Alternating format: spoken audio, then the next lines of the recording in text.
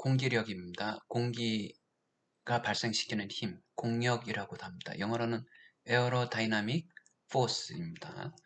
이제 공기력은 정적 공기력하고 동적 공기력인 시간에 따라 변하는 변동 공기력이 있습니다. 설명을 보면은 바람 속에 놓여 있는 구조물 주위에는 구조물의 단면 형상, 이게 지진하고 좀 다릅니다. 직접 바람을 맞으니까요. 지진 같은 경우 바닥면에서 올라오는 거고요. 바람 같은 경우는 직접 얼굴에 바람을 맞으니까 단면 형상에 따라 다양한 공기 흐름의 패턴과 풍압 분포가 이루어진다. 예, 풍압, 예. 근데 풍압을 전체적으로 합치게 되면은 풍력이 되는 거고요. 풍하중. 구조물이 받는 풍하중은 따라서 구조물의 단면 형상에 따라서 다르다. 그리고 공기 흐름 패턴도 단면 흐름 현상에 따라서 다르다. 그래서 단면이 중요한 것이 지진과 바람의 차이점입니다.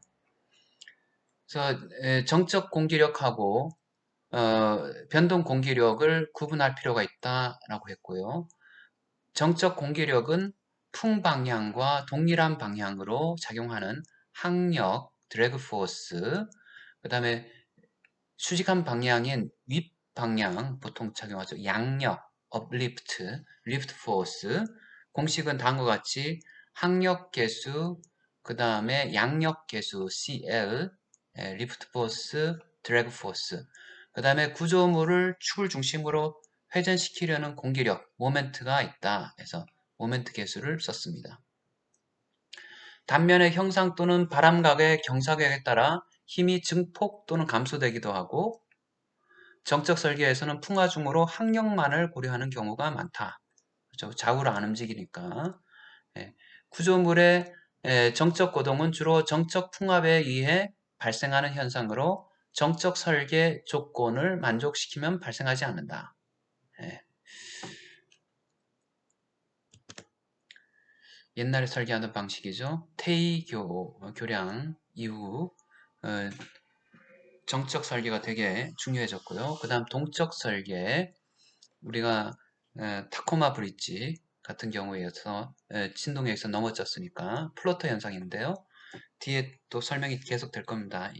2장에 실제 구조물은 정적 공기력 외에 시간에 따라서 변하는 변동 공기력 혹은 비정상 공기력이 작용하고 이로 인해 구조물의 동적 고동은 구조물의 고유 진동수, 감쇄 등의 영향을 받을 뿐만 아니라 구조물의 단면 형상, 이게 지진하고 다른 거죠. 응답이 달라진다. 변동 공기력에 의한 구조물의 동적 거동은 다음과 같이 대별될 수 있다. 와류 진동, 플러터, 버패팅, 영어로는 버피팅입니다. 버피팅, 버패팅,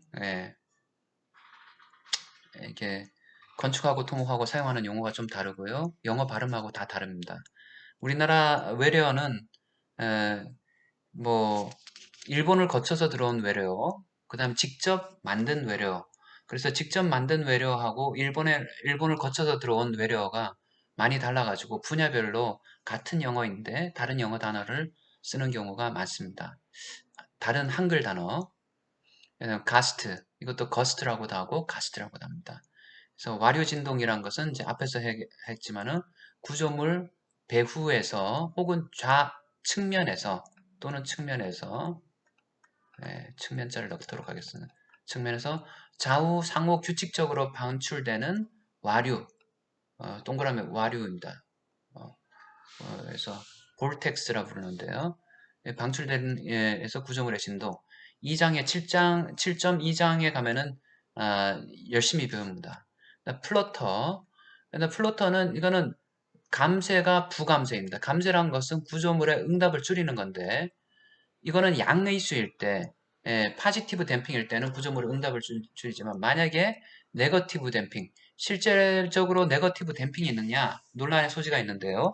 이게 계속 발산하는 걸로 응답이 증폭하게 된다면 끊임없이 우리가 포지티브 댐핑, 양의 감쇄가 있다면은 구조물의 응답은 자연현상에서 결국은 줄어들잖아요. 근데 줄어들지 않고 계속 증가한다. 이러면 이런 것들을 그냥 명칭, 말하기를 부감세, 네거티브 댐핑이라고 합니다. 그래서 진동이 계속 뭐 회전, 톨션, 비틀림 혹은 밴딩, 그래서 타코마 브릿지 넘어진 것이 밴딩, 톨션에 비틈에 의해서 넘어졌다 그러죠. 계속 비틈이 처음엔 작다가 점점 증가하는 거죠. 버패팅하고 가스트 응답은 이제 앞으로 7.2장의 동영상이라든가 이런 것들을 보여드릴 텐데 이런 것들이 시간에 따라 시시각각 변하니까요. 버패팅과 가스트 응답은 바람의 난류 성분이 강제적으로 구조물을 움직이게 하는 거예요. 뭐 그 그런 경우입니다. 뭐 플러터 현상이 예, 그 뒤에 이제 동영상을 보여주겠지만은 뭐 판같이 생긴 것들 그런 것들이 펄럭펄럭거립니다. 계속 비행기 날개 뭐 이런 것들이 그래서 평균적인 응답은 요 정도인데 실제로 시간에 따라서 변할 때는 막 이렇게 변한다고 합시다. 그러면은 최대 변환가하고 평균하고의 비율을 충격계수라고 그러잖아요. 우리 충격 여기서는 가스트 응답, 가스트 영향계수 토목에서는 거스트라고 쓰고 건축에서는 가스트라고 씁니다. 그래서 비행기가 있으면은 이게 바람을 이쪽에서 받으면은 예, 그 양력이 발생하고요. 거기에 저항하는 항력이 발생하게 되고 그 다음 돌아가는 피칭이라는 공기력 모멘트가 발생합니다. 실질적으로 요런 용어들이 있는데요. 용어들을 처음 접하게 되면은 헷갈립니다. 이게 뭐지? 헷갈릴 뿐만 아니라 내용을 오해할 수가 있습니다.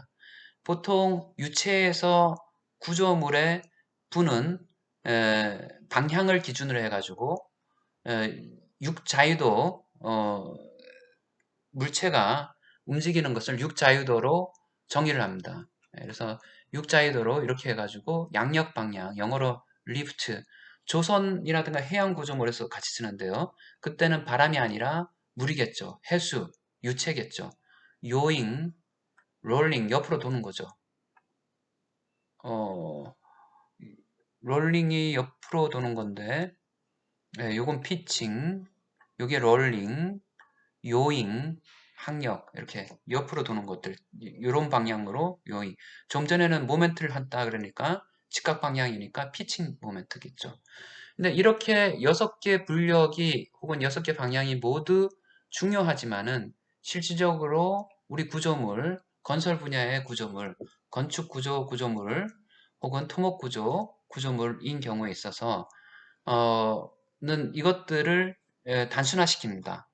단순화시켜서 뭐 어떻게 하냐면은 바람이 부는 방향에 바람축을 기준을 하고요. 그다음 바람 횡축 글자를 좀 크게 해야겠네. 잘 보이나 모르겠네.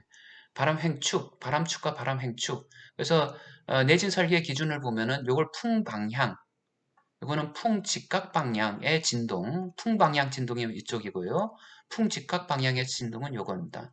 그다음 바람이 불어오는 쪽, 그러니까 상류라는 것을 풍상류, 풍상측, 하류라는 것을 풍하측이라 불렀고요. 그 다음에 여기에 빛을 비쳤을 때 생기는 그림자를 유효 수압 면적이라고 부릅니다. 그 다음에 바람이 부는데 전면이라고 부르고요. 요 면을 옆에를 측면이라고 부르고요. 뒤를 배면 혹은 배후면, 후면이라고 부릅니다. 이런 용어들에 대해서 알아둘 필요가 있다라고 하겠습니다. 실질적으로 내풍 설계는 바람 방향 혹은 풍 방향, 바람의 직각 방향, 풍 직각 방향으로의 진동만을 고려한다입니다. 여기까지 하겠습니다. 감사합니다.